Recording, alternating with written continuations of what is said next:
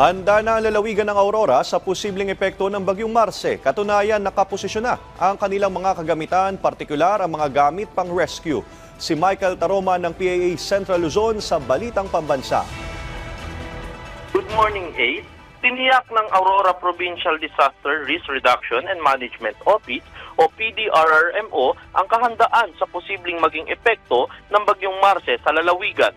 Ayon kay PDRRMO, Chief Elson Egarge, on standby na ang kanilang mga assets na may kinalaman sa logistics at rescue operation tulad ng speedboats, rubber boats, rescue truck at ambulansya at ang kanilang mobile command and control center vehicle o MOCOV. Tiniyak din ni Egarge ang kahandaan ng mga evacuation centers, food at non-food items na kinakailangan kung sakaling magkaroon ng paglikas ang mga kabahayan na nasa coastal areas ng probinsya.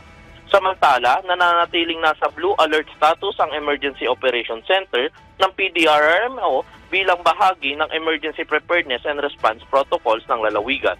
Kaugnay nito, ipinagbawal na ang paglalakbay sa lahat ng uri ng sasakyang pandagat na dumadaan sa loob ng Coast Guard Station Aurora Area of Responsibility upang maiwasan ang anumang aksidente. Nagpaalala naman si Egarge sa mga kababayan na mahalagang magkaroon sila ng kopya ng Emergency Medical Service Hotline at patuloy na makibalita sa kanilang mga social media platform upang maging updated sa mga warning at advisories na may kinalaman sa Bagyong Marce. Mula sa Philippine Information Agency Gitnang Luzon, Michael Taroma para sa Balitang Pambansa. Maraming salamat, Michael Taroma.